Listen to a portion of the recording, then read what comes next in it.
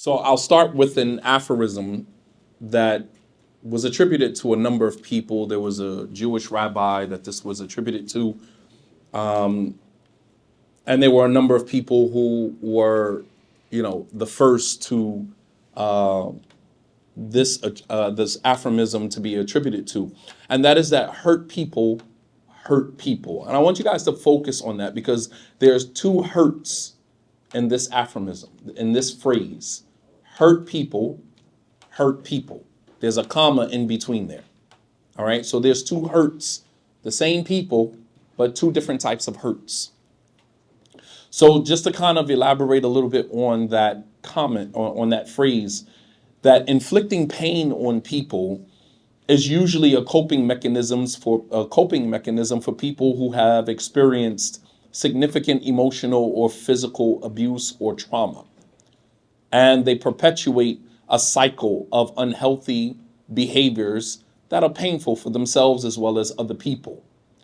In the Islamic tradition, I'm going to lead with a small incident that Prophet Muhammad, may peace and blessings upon him, narrated to us about something that happened to a prophet of old.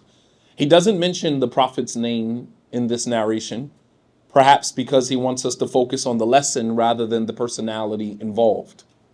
He said there was a prophet from the prophets of old who was traveling with his army, and he settled underneath a tree to gain shade, to benefit from the shade of the tree. It's hot, they're traveling, and he tells his army, his soldiers, to lay out a blanket, and he took off his armor and he hung his sword up and he laid down underneath the tree to relax underneath the shade of the tree. While relaxing underneath the shade of the tree, an ant came up and bit him. An ant came up and bit him. And this prophet got so angry and so upset, he told his army, his soldiers, to remove his things from underneath the tree. And then he ordered one of his soldiers to set the entire ant colony on fire. When he did this, Allah subhanahu wa ta'ala, God, revealed to him, Halla namlatin wahida. Why didn't you get revenge on the one ant that bit you? In another narration, he said, an entire nation of creatures that worship me, you would destroy because one ant bit you. The concept here, if we were to unpack this story really quickly, you would look at the prophet as being the one that is the victim here.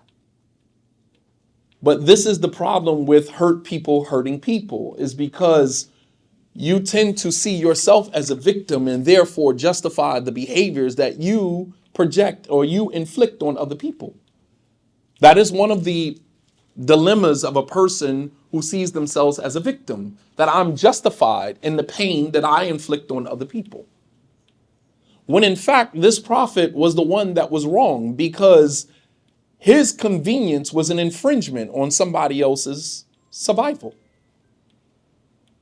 You settled underneath a tree to relax and enjoy the shade, not realizing that you were sitting on someone's home. And while the ant bit you, rightfully so, to remind you that although a human being bigger, greater, with more resources, you don't have the authority to infringe on somebody else that's smaller than you, less resourceful than you are. You don't have the right to infringe on their space. And so while we look at the story, we see the prophet as the one who was the victim, when in fact the ant was the one that was the victim. And so hurt people hurting people, this hadith and many other narrations similar to this is a clear depiction of what happens when a person is in pain. They inflict pain on other people, sometimes people who don't even deserve the pain that they are dishing out. When you look at the pattern of behavior of a person that is in pain, whether they experience emotional trauma in their life, physical trauma in their lives, trauma is not what happens to you. It's how you respond to what happens to you that creates the trauma. These are what are called triggers. These can be phrases, words, times of the year, times of the day, places, people, things, all of these things can be triggering. And so what happens is that the person that is in pain will oftentimes project their pain onto other people. Here again, the victimization mentality that I'm the victim here. So therefore, I have a right to inflict my pain on other people. As a child that grew up in the foster home, myself, I'm talking about me now. As a child that grew up in a foster home, didn't really know my parents as a child, I used to say things like, I didn't ask to be born. I didn't ask to be here. And as reckless, as wild, and as reckless as my behavior was as a child, I thought that I was justified. For many years of my life, I thought that I was justified. Stealing, lying, and all of the other delinquent behavior that a child that grows up in such an environment, could muster up. And I thought in those moments that I was justified because I didn't ask to be here. Why was I born to parents who didn't love me, who loved drugs, as my mom and my dad were drug addicts, addicted, in their disease of addiction?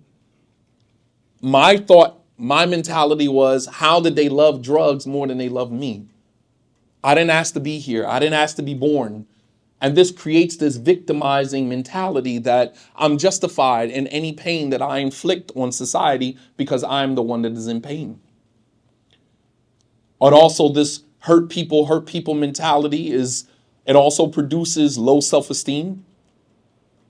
And I want you guys to listen to everything that I'm saying in retrospect to what you are seeing with many of our youth here in Bermuda, as well as abroad. Because everything that you guys have yet to deal with, we are already dealing with in America. And what you are seeing is just the starting point. This will get worse. I'm letting you know. We've already dealt with that. If there's anyone who are specialized in dealing with trauma and dealing with child delinquency and dealing with everything that comes along with that, is those of us that grew up in America, the inner cities of America. We know that pain more than anybody. I can spot it. I can be out and about and look in the face of a 16, 17-year-old kid, and I can tell you that that child is in pain without even knowing his name, without even speaking to him, just looking at his demeanor, the low self-esteem. You can't expect a person who doesn't care about themselves to care about you, or to care about your society, or to care about your property, or to care about your children, or to care about your well-being. They don't care about themselves. An indication of that is many of them, the way that they dress, the tattoos on the face, the way that they desecrate their bodies. This is all an indication of children that are in pain. We sit back and we look and we say, well, what would possess a child to put a tattoo on their face, to put a tattoo of another person on their face? These children are in pain. And that pain has created low self-esteem. It creates a desire for validation, meaning they want to be valid no matter what it takes. And this is where the young men, they join gangs. And in order to be a part of a gang, they got to go and do something heinous like murder someone. They don't care about taking your life. All they care about is the validation that they're going to get when they get back to the rest of their homies and say, yeah, I got that body, I killed this person. And they get the pat on the back, they get the rise in rank and whatever other validation that comes along with that. They're not looking at the harm that they have created in society. They're not looking at the life that they have taken and the trail of tears that they have created as a result of that. All they're thinking about is the validation that they're going to get on the other end. I'm certified. I'm a killer. That's the validation that they're looking for. A lack of empathy. They lack empathy, which is why 2, 3, 17, 18-year-old kids can rob an 80-year-old woman. There's no empathy. Here again, we're dealing with children. And when you think about trauma, it stifles personal growth and development. They're not growing emotionally. They're not developing emotionally, personally, because they're wallowing in the pain that has kept them stifled at this particular place in their life. It's like a guy who goes to jail at 18 and comes home at 35, 40, and he comes home at 40, although biologically 40, he's still 18 emotionally. Especially if he hasn't taken time out during that process to develop himself.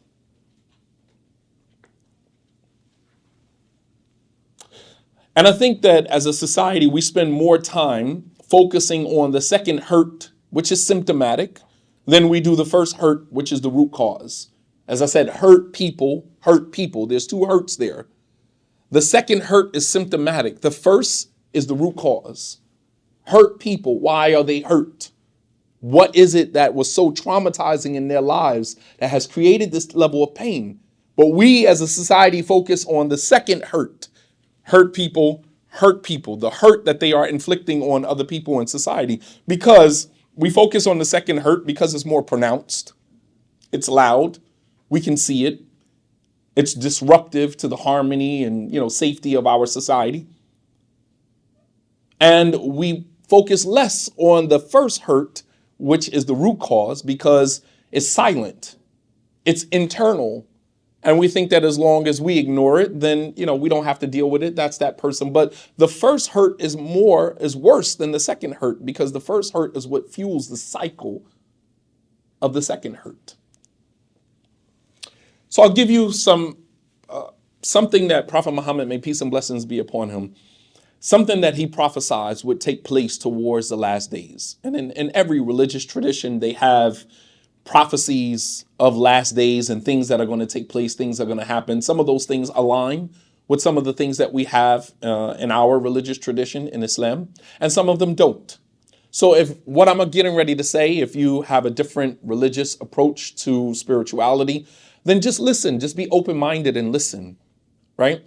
Prophet Muhammad sallallahu alaihi wasallam, may peace and blessings be upon him, he said towards the last days, there would be a number of small signs that are indicators of bigger signs to come. Two of the smaller signs that he mentioned, he said, لا تقوم الساعة حتى يكون الولد غيظا, that the last hour will not be established until children become angry. Children become angry. And another hadith, he said, and yukthir awlad zina, that the last hour, the last day will not be established until the children of fornication and adultery become prevalent, meaning children outside of wedlock. When you think about these two, in retrospect to everything that is going on in our society, we are giving birth to angry children. Now, he doesn't explain where the anger comes from, right? He just gives you the sign. So then you think about, well, what would make a child angry? What is fueling the anger of the child? The anger of the child is being fueled by a household of rules, regulations that the child doesn't want to conform to, because the outer society is telling them that you can be free. You can choose whatever gender you want to. You should be able to go onto the internet and go onto any website that you want to. You should be able to use your phone as much as you want to. And while these children are being fed these false ideas of freedom, they're living under parents' restrictions. And this is creating turmoil between the child and the parent. That's from one angle. The other angle is the child that is born of adultery, fornication, children born out of wedlock. Statistically, in 2023, 41% of the children born in America in 2023 were out of wedlock. 41%. I want you to think about that.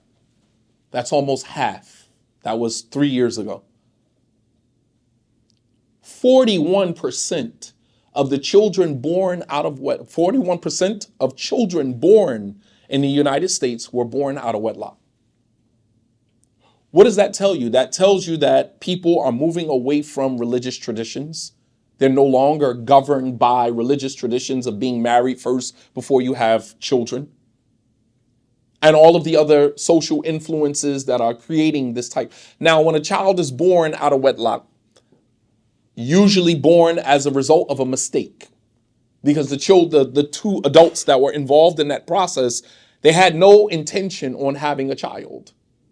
And this is even worse in today's time with the manipulation of the of certain government programs, welfare, as well as child support, and all of the other programs that can be manipulated by women who intentionally have a child by someone, who intentionally have a child by someone that they know doesn't want the child. And so it becomes a game, and the children are caught in the middle of that. You think about a child who's born to a mother, and the child knows that the mom is receiving child support from the father, and that child never sees his father. Every time the child appeals to the mother's good conscience to allow him to see his father, the mother comes up with an excuse for why the child cannot connect with the father. This is creating anger. This is creating resentment. This is creating a hostility that ultimately is going to boil over, trickle over into society at large. This is what is going on inside of the household. Not to mention the child, in many instances, has no connection with the father, has very little connection with the mother, because the child wasn't wanted from the beginning. It was a mistake. It was an accident. And we just decided to go through with it. And there are many children that are born in this type of situation, and they can feel the fact that they are not wanted in this situation. They can feel it. The mother overcompensates for a lack of emotional connection by giving the child new sneakers, an Xbox, feeding the child everything that they can feed the child so that they are preoccupied with those things so she doesn't have to emotionally connect with the child. Feeding them these things. You look at these children in today's time, they have everything from cell phone to iPad to Jordans. They have everything. And the parent says, well, I've given my child everything. You've given your child nothing if you haven't given them the emotional connection that they need in order to develop, to become full human beings. You haven't given them anything. But we give them these things to shut them up, to, block them out, so that we can continue with our lives and, have them out of the way. So these are just some of the symptoms that, I don't want to delve deeply into it, but we have to cultivate an environment that prioritizes family and marriage. And with Bermuda being such a small island, pretty much there is some level of control that you can begin to implement to avoid the inevitable. Because if you continue to ignore, not saying you guys that are here, but at large, if this problem continues to be ignored, then it's going to outgrow you to the point where it's out of your control at this point. Right now, you still have some level of control. Programs that can be instituted, mentorship that can be instituted, after school programs that can be instituted. And, maybe you don't get help from the government, but you also need to utilize like minds, think alike, to begin gathering your resources and being able to use that resource to thwart this ball from rolling, from it gaining more momentum. Because once it gets out of control, it's beyond you at that point. But creating an environment that prioritizes family and marriage. We don't have enough time to delve deeply into the implications of this, but let's look at the obvious, and that is the absence of half of the young child's upbringing and development, and that is the father in the home. And we're going to talk about this more on Friday, but I just want to give you just a glimpse, just a peek into how dangerous it is for a father to be absent from the home, whether emotionally or physically or both. And not every absent father from the home impacts the child the way that we think it does. Because there are some fathers that are absent from the home, and children are able to reconcile within themselves that the father is not there, and they're able to lead healthy lifestyles. Whether the father is away on business, the father spends, an astronomical amount of time away, whether working in another country, whether working somewhere where they spend long hours, the child is able to reconcile that to some degree. But someone, as we were talking the other day, who never knew Never had to use the word. Wallah al-azim, I've never heard that phrase used before when we were talking the other day. He said that I've never had to use the phrase dad. I want you to think about that for a moment. Dad wasn't even in my vocabulary because I never had one, never knew him. I never had to use the word dad, father, because he was never a factor. So in the absence of a father, there are increased risk of antisocial behaviors or even social awkwardness, which forces the child to, forge camaraderie or have camaraderie with those who are more like him rather than those who are different than him. A child that is raised with his father is well-rounded and doesn't mind mingling with people that are different than he is because they challenge him to be better. But a child that doesn't grow up with his father only connects with people who come from similar situations that he does. This is where the delinquency comes from. He wants to link up. If you think about the gangs, right? If you go to the gang, from the gang leader all the way down to the most insubordinate from amongst them, or the lowest, the insignificant from amongst them, what they call in America, crash out, the crash out dummy, the guy that you just use to do whatever you need to get done. If you think about them, from the leader all the way down to the crash out, they have one thing in common. Most of them have one or two things in common, which is what united them. They find people that come from similar situations. Either the leader, he grew up with his father, but he resents his father so much. And so all of his pain has been poured into doing the opposite of what his father did. So you'll find a guy who's a pastor, preacher, even in the Islamic community, imams. We're not impervious to that either. We're not perfect. We're not like some on an island by ourselves and these issues don't affect us. We are affected by this as well. Imams, whose children, born and raised, two parents, your father's an imam, giving the Friday sermon every Friday in the mosque, and yet you turn into a gang member. How does that happen? Because he poured all of his pain, his resentment, his hostility towards his father into doing the total opposite of what his father did. And this is what Prophet Muhammad ﷺ meant when he said that the last hour will not be established until the child is angry, meaning angry at his parents. Angry at his parents. The absence of the father, it creates mental health challenges like anxiety, depression. Number 3, it creates academic and social challenges. And this is largely due to self-esteem, low self-esteem, and not being able to seek help, which forces him to resort to behaviors that are comforting, even if they are academically disruptive. As a teacher for over 10 years, I can tell you that there are children in the classroom who know that they will not measure up academically, and these are your class clowns. They find comfort in being the jokester in the class because they know that they are not going to measure up academically. And they know that the teacher only sees the children in the classroom who measure up academically. So in order for him to be on par or her to be on par with the academically astute students, is that they have to find a way to, engage in a behavior that makes them feel like they are equal with everybody else. These are your classroom disruptors, which later on become your society disruptors.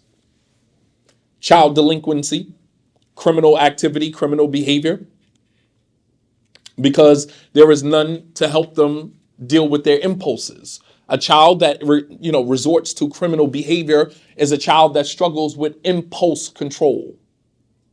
They're impulsive. And the presence of the father helps him to regulate his impulses. No, you can't have that right now. Which is why giving your child every time they cry as a baby, giving them everything that they cry for, you are setting yourself up for failure. Because you're not teaching the child to control their impulses. Oh no, I want this. And the child starts whining and crying. Just give it to him because you don't want to hear his mouth.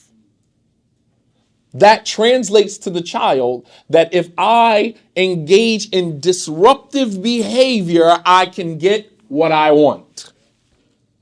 Follow me. I can get what I want. Because the parent just gives him what he wants because he's disrupting the parent's harmony, peace. So I'm just going to give you what you want. And that sends a message subliminally to the child that I can get what I want later on in life by going after my impulses. Whatever I want, whatever I desire, go after it. I get what I want. The absence of the father also creates struggles with gender identity. They begin to explore in an unhealthy way different avenues of sexual expression because their identity in the gender role for which they were created has not been affirmed or validated by the presence of the father. The father validates the daughter's womanhood, and he also validates the boy's manhood. That comes from the father. Prophet Muhammad sallallahu alaihi wasallam, so beautiful, whenever his youngest daughter Fatima would enter into a room, he would stop his conversation, he would stand up, he would kiss her on the forehead, acknowledge her, and then sit her where he was sitting. This is validation of her womanhood. That comes from the father. That validation comes from the father. And likewise for the boy, the same thing. And when there is no one there to validate these gender roles, then they start to explore other avenues, right, of sexuality, ultimately identifying themselves by way of their sexuality. If you say that, and I don't want to go into, too deeply, I don't know where you guys are at as it relates to these particular discussions. I know that these discussions have a tendency to become they are very sensitive discussions. Nonetheless, what I'm trying to press upon you is the importance of the father's presence in the life of the child. Number 6, and this is a big one, and that is dysregulated emotions. The inability to manage your emotions. In Islam, there is great emphasis on human beings managing their emotions. And we live in a time where, mental health awareness, mental health, issues revolve around protecting our emotions rather than challenging them and managing them. So we say, I'm trying to protect my peace. You're not protecting your peace if you're isolating yourself from everybody because you don't want to be challenged. That's not protecting your peace. Your peace is fragile because anytime somebody comes into your space that challenges you to be better and to do better and to look at the world from a different perspective, you isolate yourself from them under the guise of protecting your peace. You're not protecting your peace. You're fragile and you're trying to protect yourself. You're a fragile individual. This whole discussion around mental health issues is more so about protecting our emotions rather than managing them. You are responsible for how you feel. I am not responsible. You wake up angry, you wake up on the wrong side of the bed. Everybody that you cross paths with throughout the day has to now be a victim of you not managing your emotions. That's your responsibility, not mine. You're having a bad day. What does that have to do with me? Why do I have to be a part of that? Why can't you be mature enough to manage your own emotions so as to not inflict harm and pain on other people? Prophet Muhammad sallallahu alaihi wasallam, he said, "Al-mu'min al-qawi khayrun wa ahabbu ila Allah min al-mu'min al-da'if wa fi kulli khayr." The strong believer is better and more beloved to Allah than the weak believer, but in both of them is good. There is an emphasis on strength. In another hadith, he said that the strong person is not the person that can wrestle somebody to the ground. The strong person is the person that can control himself when he's angry. That's real strength. The measure of strength is not by way of your physical prowess. The measure of strength is by way of your emotional control and regulation, your ability to regulate your emotions. And what we're dealing with our youth in today's time is emotional dysregulation, which is the opposite. They have no regulations of their emotions. And this is especially true with many of our youth when you factor in all of these emotions that they're struggling with. And then on top of that, they're using drugs and alcohol, which makes it even more difficult for them to deal with whatever emotions they're struggling with. So dysregulated emotion, let me tell you what it looks like. Intense emotions, meaning you experience emotions at a stronger level than what the situation warrants. You see a person that goes from 0 to 100 real quick, and the situation doesn't even require all of that energy. But this is a person who doesn't regulate his emotions, argues, fights, and it's just like, bro, the situation doesn't even require that. I stepped on your shoe, or I didn't know you were standing in line. It's not that serious. Go ahead. Go ahead. I think it is that serious when a father's fighting for his son. So I actually wrote an article on what anger is, because anger has been used by the courts to paint a picture of us in doing our job as men. Now, you're saying guidelines of our importance in our role as men in our families' lives. But when we get angry because people are trying to push us out of our families' lives and doing what we're supposed to do to protect them, we're now unstable and emotional. I got you. Which is wrong. I got you. Because it's my job. And I'm sorry, I'm going to let you, but I mean, I'm living this right now. I got you. I can see it in your face. One thing that bothered me, and I'm going to let you continue because people didn't come here to hear me. But the thing is that there's things that's been put into place that are preventing us from recovery that we have to address. Got you. We have to deal with. So. Got you. Thanks. No, I appreciate that. After the presentation, I appreciate that. But we move forward. I appreciate that. And perhaps, some of our esteemed guests and speakers here who are more familiar with the territory here than I am can address that or can speak to that and provide you with some solutions. But no, you are right. I'm not dismissing the need for anger. Sometimes anger is necessary, but there is a healthy anger. There's an unhealthy anger. The healthy anger is when you use that anger, you channel that anger to push you forward to do better. It becomes the fuel that you need to get over this hump. You understand? And unhealthy anger is when it stifles you and it puts you in a worse situation than what you were in before you got angry. If your anger is pulling you backwards, it's unhealthy. It's not pushing you forward. So while I do understand that, and yes, there are things that are triggering things that put men who are trying to be in the lives of their children, they're obstacles. They're obstacles, and that's all they are. But here again, you are still responsible for yourself. You are responsible for managing your emotions no matter where you are, whether you are in a marriage, whether you are in a parent-child relationship, whether you are fighting in the courts to try to be back in the lives. You are responsible for your emotions. Nobody else can manage that but you. Nonetheless, dysregulate emotions. It creates, number one, intense emotions, meaning you experience emotions that are at a higher level than what the situation requires. Difficulty calming down, mood swings, impulsivity, difficulty maintaining relationships. And all of this is created as a result of trauma. And trauma can be neglect. Trauma can be physical abuse. Trauma can be sexual abuse. Trauma can be emotional abuse. And trauma can be exposure to violence. And with these 5 things, these are 5 things that the organizations in Bermuda can attack one by one.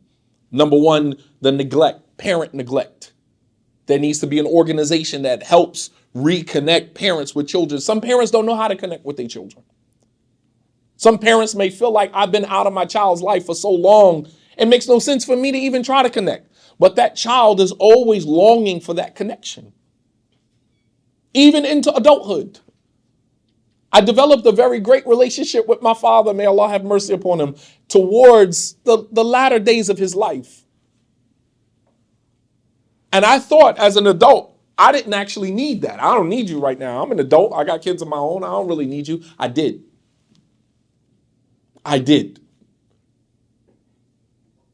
And that one time that I got my father, I cornered him one day.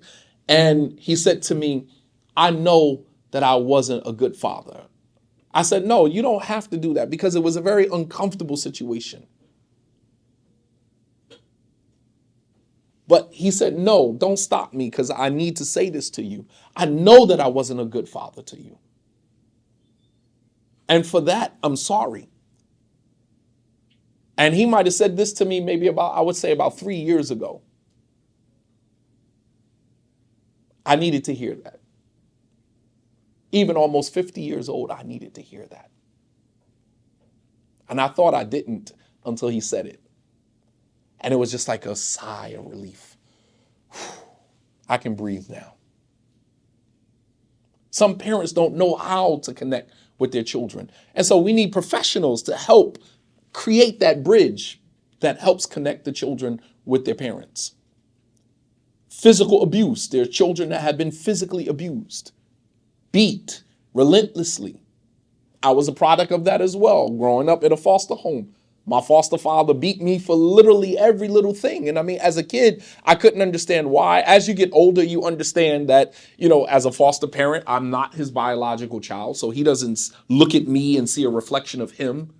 It's hard. It's tough for a step parent. It's tough because as a man, when you look at a child, you want to see that image reflected back to you. And when you don't see that, there is a disconnect there. You got to fight past that in order to get beyond that, which takes a lot of practice. But to see a child that doesn't look like you, as you know, in the animal kingdom, when a lion sees a cub from another pride, he will kill it. Because that cub is not a reflection of him. He has no connection to that cub whatsoever. He doesn't look at it as, oh, this is a baby, this is a cub, this belongs to another pride. Let me pick him up and take him over to... No, he will eat him. Because he doesn't see the image reflected back to him. So physical abuse, learning how to recover from that takes a lot. Sexual abuse. There has to be organizations, professionals, collectively that help children overcome the trauma that has been created as a result of sexual abuse. And most of the sexual abuse takes place at the hands of someone that they knew, a family member, which makes it even worse. Emotional abuse. And then, of course, exposure to violence. Children that are growing up in homes where they're seeing violence in the home, whether domestic violence, mom and dad fighting all of the time, or violence from uncles and aunts that come over the house and expose them to certain things, or older siblings that expose them to certain things. These are all things that create trauma in the lives of children that are affecting our society. So we need to get to the root of the problem instead of spending so much time addressing. So when we're in, like, for example, in America, they deal with the symptoms. Even in the hospital, they don't give you medicine to treat the root cause. They give you medicine to medicate you, but the problem still exists. The root of the problem still exists, but the medication is to get you to keep coming back because we're treating the symptoms, not the root cause. Similarly, when we're building more prisons, putting more police on the street, this is dealing with the symptom, not dealing with the root cause. And because we live in a capitalistic society, it's easier. We capitalize off of dealing with the symptoms. We create bigger prisons. We privatize the prisons. We put more police officers on the street. Right? We're dealing with the symptom because we're capitalizing off of it. But never do we deal with the root. There's never any government funding put into organizations. Many organizations are non-for-profit. They do fundraisers. They come to events like this. They bring people in like me or others that do fundraisers to help them raise funds so that they can, continue on the work that they're doing in their organizations. Because the government would rather capitalize by treating the symptom rather than treating the root cause. And so we have to be people that are solution-oriented, not people who are problem-oriented. And Allah subhanahu wa ta'ala knows best. I thank you guys for your time. And I pray that through these words that I shared with you, that we're able to get our wheels turning and that we begin to organize and we begin to deal with some of the root problems that we see going on with our children in society. هذا وصلى الله على نبينا محمد وعلى آله وصحبه وسلم تسليما كثيرا.